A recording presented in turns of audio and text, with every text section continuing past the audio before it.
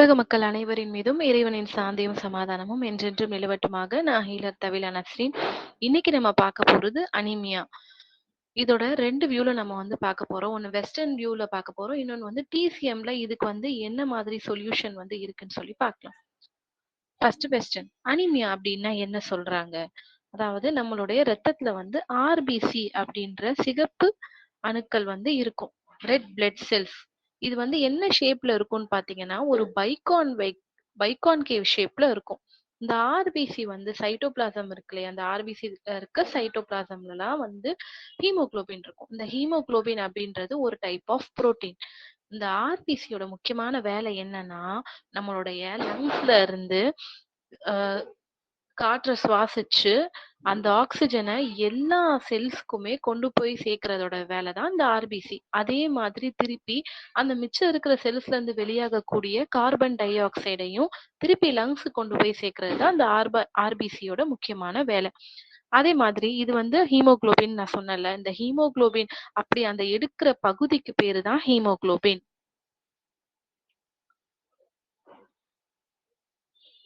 இது இந்த ஆக்ஸிஜனோட சேரும்போது நமக்கு என்ன கிடைக்கும்? ஹெச்பின்னு சொல்லுவோம். பிளஸ் ஆக்ஸிஜனோட சேரும்போது நமக்கு என்ன கிடைக்கும் அப்படின்னா ஆக்சி ஹீமோ ஹெச்பிஓ அப்படின்னு நம்ம சொல்லுவோம். இந்த ஆர்பிசி எங்க இருந்து ப்ரொடக்ஷன் ஆகுது?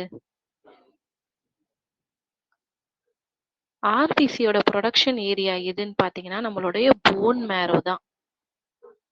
இதுலதான் ஆர்பிசி ப்ரொடியூஸ் ஆகுது. இது எல்லா ஸ்டெம் செல்ஸ்லயுமே இருக்கும். இங்க இருந்துதான் அது உருவாகும். ஒரு ஆர்பிசியோட சைக்கிள் எப்படி இருக்குன்னு நம்ம பார்க்கலாம். அதாவது எரித்ரோசைட் லைஃப் சைக்கிள்னு சொல்லுவோம். அதாவது ஒரு ஆர்பிசி உருவாகுறதுக்கு 1 வாரம் ஆகும். அதோட ஆயுட்காலம் பாத்தீங்கன்னா 120 நாள்ல அழிஞ்சு போயிட்டு திருப்பி புதுசா உருவாகும். அப்படி அந்த அழிஞ்சு போறது எல்லாமே நம்மளோட ஸ்பிளீன்ல தான் போகும். அதுதான் ஸ்பிளீன் தான் is a graveyard of RBC அப்படின்ட்டு நம்ம சொல்லுவோம். ஒரு செகண்ட்க்கு 2.4 மில்லியன்ஸ் ஆர்பிசி ப்ரொடியூஸ் ஆகுது ஒரு செகண்டுக்கு பெர் செகண்ட். ஆர்பிசி போன் மேரோல இருந்து ப்ரொடியூஸ் ஆகுது. அப்ப நம்ம பாத்துக்கோங்க நம்ம பாடியில எந்த அளவுக்கு போன் மேரோ ப்ரொடியூஸ் பண்ணுதுன்னு சொல்லிட்டு. இவங்க அலோபதியில சொல்லக்கூடிய ஒரு நார்மல் ரேஞ்ச் இருக்கு. நார்மல் ஹீமோகுளோபின் லெவல் வச்சிருக்காங்க அவங்க. அப்படி இருந்தா நார்மல் அப்படின்ட்டு சொல்றாங்க. மேல்க்கு 13.5 to 17.5 கிராம் பர் டெசிலிட்டர் இருந்ததுன்னா மேல்க்கு நார்மல். அதே மாதிரி ஃபீமேலுக்கு 12.0 to 15.5 கிராம் பர் டெசிலிட்டர் இருந்ததுன்னா நார்மல். இதே இவங்க அனீமியா 3 விதமா கிரேட் பண்றாங்க.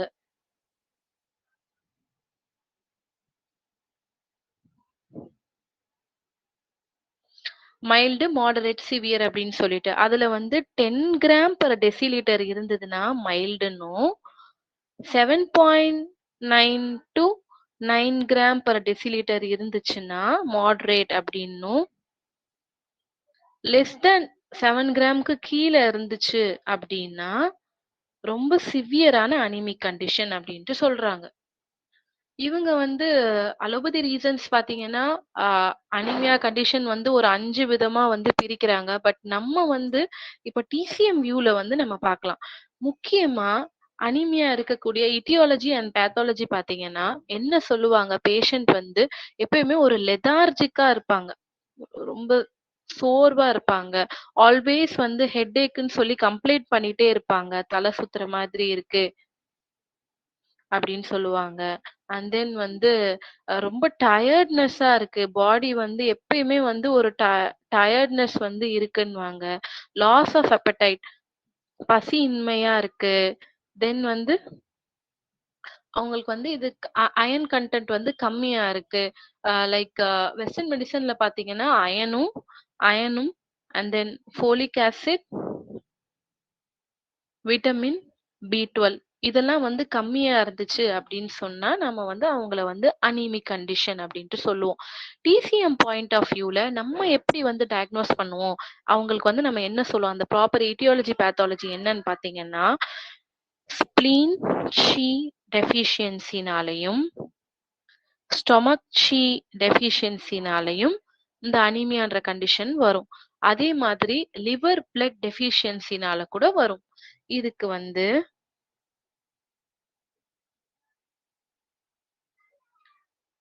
வந்து நமக்கு வந்து எப்படி ட்ரீட்மெண்ட் பண்ணலாம் அப்படின்னு சொல்லிட்டு பார்க்கலாம்.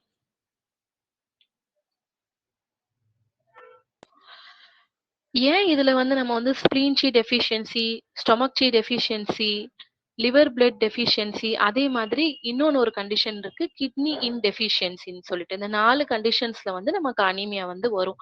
கிட்னி இன்டெஃபிஷியன்சினா என்ன?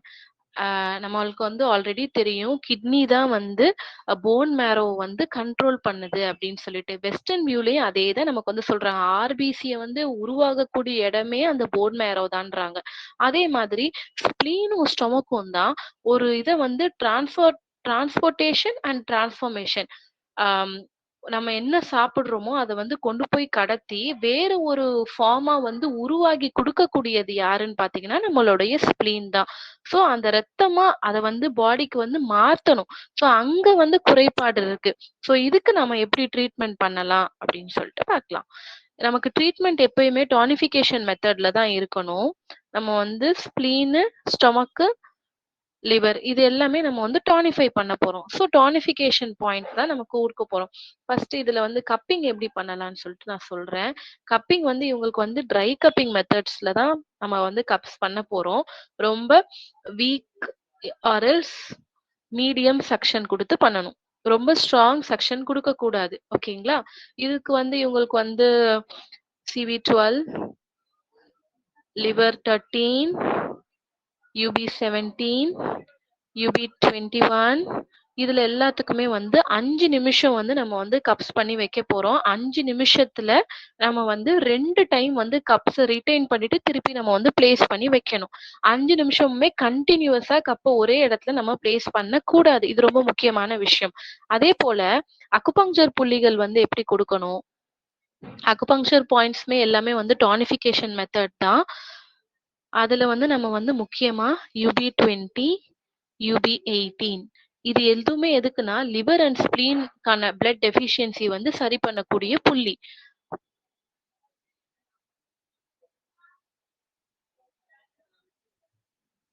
பிளட் டெஃபிய வந்து சரி பண்ணக்கூடிய புள்ளி. அதுக்கப்புறம் சி ஆஃப் பிளட்ன்னு சொல்லிட்டு சில பாயிண்ட்ஸ் இருக்கு. அந்த பாயிண்ட் வந்து நம்ம போடணும்.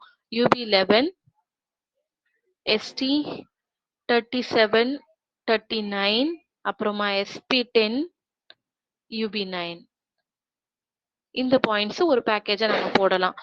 அதே போல லிவர் 13 அப்படின்ற ஒரு பாயிண்ட் இருக்கு. இது வந்து front move point of spleen. இதெல்லாம் எதுக்கு அப்படின்னா நமக்கு வந்து பிளட்ட வந்து இம்ப்ரூவ் பண்ணணும். உற்பத்தி ஆகுற பிளட் வந்து ப்ராப்பரா அதுல வந்து ஆர்பிசி ஹீமோகுளோபின் கன்டென்ட் வந்து இருக்கணும். அதுதான் நம்மளுடைய நோக்கம். சோ அதுக்கான பாயிண்ட்ஸ் தான் இது. அதே மாதிரி இப்ப வந்து கோல்டு அதிகமா ஆனாலும் வந்து ரத்தம் உற்பத்தி வந்து கம்மியா இருக்கும். அத இன்டெஃபிஷியன்சின்னு சொல்லுவோம். சோ அந்த கண்டிஷனுக்கு வந்து நம்ம வந்து மாக்ஸா அப்ளை பண்ணணும். டைரக்ட் மாக்ஸா தான் அப்ளை பண்ணணும். டைரக்ட் மார்க்ஸா வந்து UB17ல. இது வந்து இன்ஃப்ளூயன்ஷியல் பாயிண்ட். DU9க்கு வந்து நடுவுல இருக்கு இந்த பாயிண்ட். சோ UB17 வந்து பைலேட்ரலா நம்ம வந்து குடுக்கணும். அதே போல DU9 அப்படின்ற பாயிண்ட் வந்து எப்படி பண்ணணும்னா, நீடில் வந்து 2 பக்கமும் மேலே பார்த்த மாதிரியும், கீழ பார்த்த மாரியும் நமக்கு வந்து நீடில் போடணும். லைக் அந்த சீஷன் காங்குற பாயிண்ட் நம்ம வந்து 4 நீடில் போடுவோம்ல, அதே போல இந்த DU9லயும், UB17லயும் நம்ம நீடில் போட்டோம் அப்படின்னா, ஸ்ப்ளீன வந்து இது என்ன பண்ணும்னா, ஸ்டிமுலேட் பண்ணும். சோ ஸ்டிமுலேட் பண்றதுனால, அங்க இருக்கிற கோல்டு பிளட் எல்லாமே போகி, ரத்தம் வந்து உற்பத்தியாக ஆரம்பிக்கும். வந்து டெஃபிஷியன்ட்டா இருக்கு. சோ வந்து இம்ப்ரூவ் பண்றதுக்காக தான் இந்த பாயிண்ட். அண்ட் அதே போல பிளட்டுக்கு வந்து வந்து தேவை. இல்லையா? பிளட்டுக்கு வந்து வந்து ரொம்ப ரொம்ப இன். சோ அந்த கொடுக்கக்கூடியது யாரு அப்படின்னு பார்த்தீங்கன்னா, REN4 அப்படின்ற அக்குபங்க்சர் புள்ளி தான். சோ இந்த பாயிண்ட்ட நம்ம வந்து எக்ஸ்ட்ராவா ஆட் பண்ணிக்கணும். இது REN4ல வந்து நம்ம மார்க்ஸா காட்ட வேண்டாம். இல்ல ரொம்ப அனீமிக்கா இருந்தாங்கன்னா நம்ம காட்டிக்கலாம். இல்ல அக்குபங்சரே ட்ரீட்மெண்ட்டே வந்து போதும். அதேபோல ST36 அப்படின்ற பாயிண்ட் வந்து ஆட் பண்ணிக்கணும். நான் வந்து அனீமியாவ வந்து அலோபதி வியூல வந்து கிரேட் பண்றது சொல்லி ஒரு சிவியர், மைல்டு, மாடரேட்ன்னு சொன்னேன்ல. இப்போ வந்து அக்குபங்சர்ல வந்து நம்ம எப்படி டயக்னோஸ் பண்றதுன்னு பார்த்தீங்கன்னா, நம்ம வந்து டங்க பார்த்து கூட டயக்னோஸ் பண்ணலாம். டங்க பார்த்தோம் அப்படின்னு சொன்னோம்னா, பேலா இருந்துச்சு அப்படின்னா, டெஃபிஷியன்சின்னு அர்த்தம்.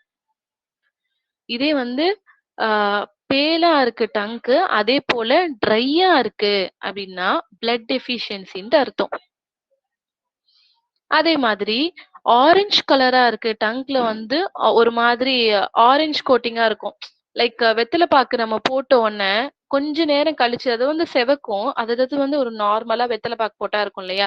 இது வந்து நடுவுல அந்த ஸ்டொமக் இருக்கிற ஏரியால மட்டும் ஆரஞ்ச் கலரா இருந்துச்சு அப்படின்னு சொன்னா, ரொம்ப சிவியர் பிளட் டெஃபிஷியன்சியா இருக்காங்க அப்படின்ட்டு அதுக்கேத்த மாதிரி அவங்களுக்கு வந்து ட்ரீட்மெண்ட் குடுக்கணும்.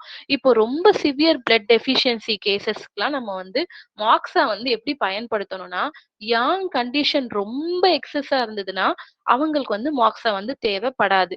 கொஞ்சம் கொஞ்சமா அக்குபங்க்சர் பாயிண்ட் போட்டுட்டே, அப்புறமா அவங்களுக்கு வந்து நம்ம வந்து மாக்ஸா தேவையான காலத்துல வந்து நமக்கு வந்து குடுக்கலாம். அண்ட் இதுக்கு வந்து ஹோம் ரெமெடிஸும் இருக்கு. நம்ம வந்து என்னதான் அ அக்குபங்க்சர் பாயிண்ட்ஸ் போட்டாலும், ஸ்ப்ளீனையும், அ லிவரையும் ஸ்டிமுலேட் பண்றதுக்கான ஒரு உணவு வந்து நம்ம குடுக்கணும். அது வந்து டிசிஎம் முறையில வந்து நம்ம பார்த்தோம்னா, முருங்கைக்கீரை இருக்கு இல்லையா? Moringa leaf. இதோடைய சூப்